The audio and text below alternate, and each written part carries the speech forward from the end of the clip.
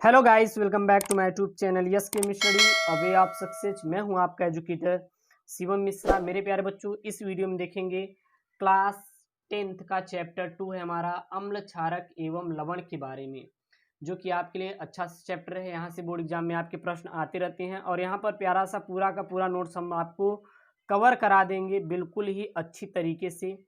आपको कोई भी कहीं पर कोचिंग करने की जरूरत नहीं है। आप हमारे अपने इस YouTube channel yes chemi study से अच्छे से पढ़ाई कर सकते हैं। तो हमारा इसके पहले वाले वीडियो लेक्चर में हम लोग जाने थे कि अम्ल क्या होते हैं और आर्हेनियस के अम्ल क्या होते हैं, पुरानी धारणा के अनुसार अम्ल क्या होते हैं, पूर्व धारणा के अनुसार, और अम्ल कितने प्रकार के होते हैं, प्रबल अम्ल, दुर्बल अम्ल के बारे में जान गए थे। इस वीडियो में मेरे प्यारे बच्चों देखने वाले हम लोग कि अम्लों के भौतिक गुण क्या क्या होते हैं। हेडिंग क्या डालेंगे अम्लों के भौतिक गुण। अम्लों में कौन कौन से भौतिक गुण उपस्थित होते हैं, ठीक है ना। अगर हम अम्लों की भौतिक गुण देखें मेरे प्यारे बच्चों, तो पहला भौतिक गुण यही होता है कि यह स्वाद में खट्टे होते हैं। यह स्वाद में खट्टे होते हैं। ये स्वाद में क्या होते हैं? खट्टे होते हैं। कौन स्वाद में खट्टे होते हैं? अम्ल स्वाद में खट्टे होते हैं। दूसरा अगर भौतिक गुण देखें तो अम्ल नीले लिटमस पेपर को लाल कर देते हैं। अम्ल नीले लिटमस पेपर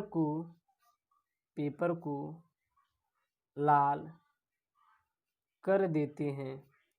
नीले लिटमस पेपर को लाल कर देते हैं।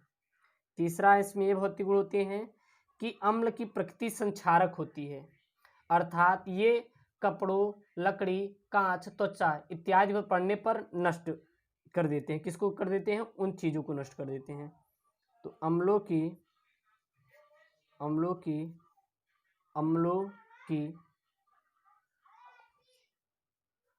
की प्रकृति संक्षारक होती है, अर्थात इनकी क्रिया कपड़ा, लकड़ी, कागज, त्वचा इत्यादि से कराने पर यह नष्ट हो जाते हैं। इत्यादि से कराने पर ये क्या हो जाते हैं? नष्ट हो जाते हैं। कौन सा नष्ट हो जाते हैं? अम्ल नष्ट होगा कि ये तो लकड़ी, कागज, त्वचा इत्यादि नष्ट हो जाएंगे। ओके, अब आता है हमारा अम्लों के रासायनिक गुण कि अम्लों में कौन कौन से रासायनिक गुण पाए जाते हैं। अम्लों के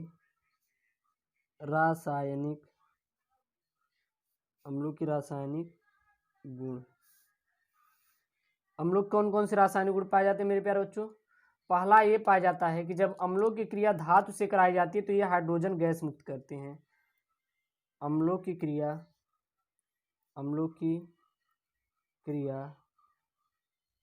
धातु से कराने पर ये हाइड्रोजन गैस मुक्त करते हैं। अम्लों की क्रिया धातु से कराने पर यह हाइड्रोजन गैस मुक्त करते हैं। दूसरा क्या होता है मेरे प्यारे बच्चों कि अम्ल धातु कार्बोनेटो या फिर धातु हाइड्रोजन कार्बोनेटो से क्रिया करके कार्बन डाइऑक्साइड उत्पन्न करते हैं। अम्ल धातु कार्बोनेटो से क्रिया करके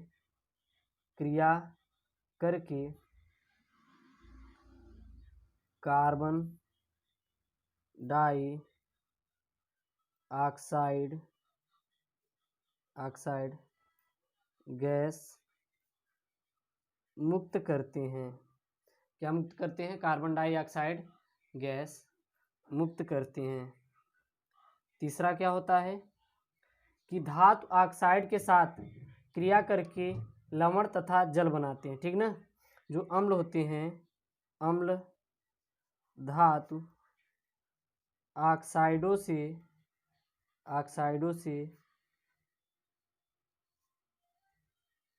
क्रिया करके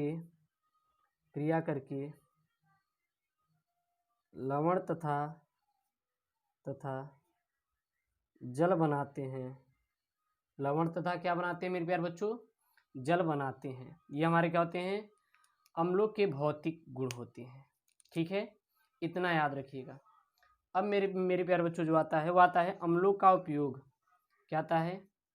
अम्लों का उपयोग, यानी कि अम्ल का उपयोग कहाँ कहाँ पे करते हैं। हेडिंग क्या डालेंगे? हेडिंग डालेंगे अम्लों का उपयोग, यूजेज ऑफ एसिड। अम्लों का उपयोग, तो अम्लों का उपयोग कहाँ पे करते हैं? तो पहला जो अम्ल आता है वो आता है हमारा H2SO4। H2SO4 यानी कि सल्फ्यूरिक अम्ल। क्योंकि अम्लों के उपयोग में पहला अम्ल क्या आता है? सल्फ्यूरिक अम्ल का, यानी कि H2SO4 अम्ल का। तो H2SO4, ये जो H2SO4 अम्ल होता है, सल्फ्यूरिक अम्ल का उपयोग कहाँ पे करते हैं? तो इनका उपयोग लेड बैटरी, पेट्रोलियम उद्योग, प्लास्टिक, कृत्रिम रेसे,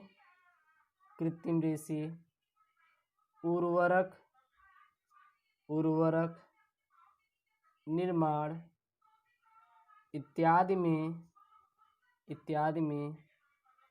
प्रयुक्त किए जाते हैं।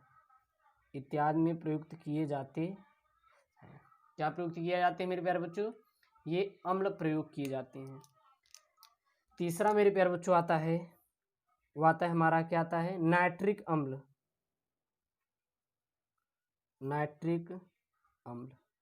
नाइट्रिक अम्ल को कहा जाता है HNO3। नाइट्रिक अम्ल को कहा जाता है HNO3। तो नाइट्रिक अम्ल का उपयोग सोने तथा चांदी के शोधन में प्रयुक्त किए जाते हैं। जैसे कि सोने और चांदी के शोधन में प्रयुक्त किया जाता है। साथ ही साथ यह उर्वरक, औषधि, विस्फोटक बनाने में भी इसी अम्ल का उपयोग किया जाता है। तो इस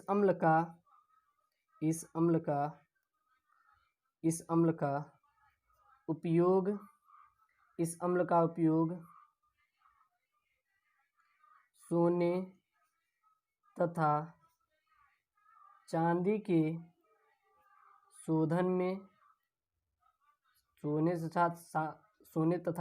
शोधन में तथा इसके साथ इसका उपयोग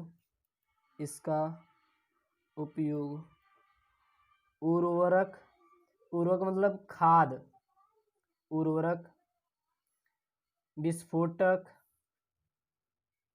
विस्फोटक और औषधि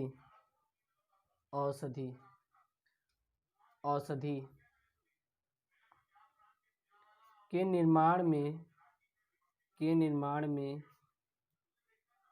किया जाता है। औषधि के निर्माण में क्या किया जाता है मेरे प्यारे बच्चों? इनका उपयोग किया जाता है। तीसरा जो आता है हाइड्रोक्लोरिक अम्ल। तीसरा कौन सा अम्ल आता है? HCl। इसको बोलते हैं हाइड्रोक्लोरिक अम्ल। हाइड्रोक्लोरिक अम्ल देखें तो इनका उपयोग वस्त्र उद्योगों में कपड़ा रंगने के लिए तथा आप जब लोहे की चादरों को पेंट करते हैं तो उनसे पूर्व उन पर जो क्या बोलते हैं, जो लगी रहती हैं, क्या बोलते हैं उसको, जंग, उसको छुड़ाने के बाद हम लोग पेंट करते हैं तो किया जाता है। ठीक है ना? तो क्या लिखेंगे?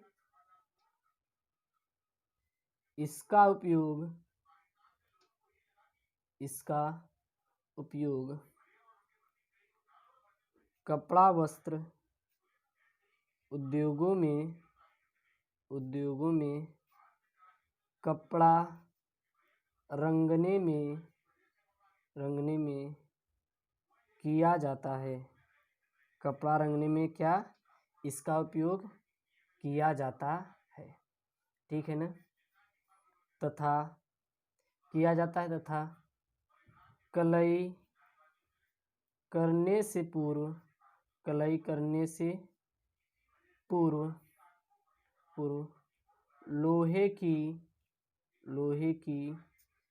लोहे की चादरों को साफ करने के लिए प्रयोग किया जाता है। लोहे की चादरों को साफ करने में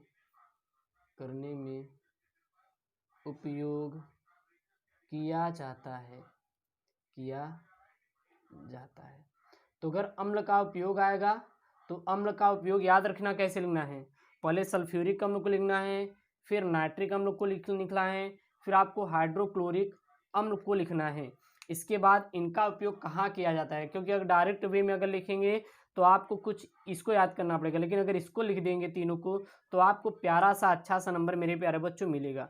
तो ये क्लास 10th चैप्टर 2 जो हमारा है अम्ल, क्षारक तथा लवण का भाग नंबर 2 है। अब आपको अगले वीडियो में इसके आगे क्षारक को समझाया जाएगा।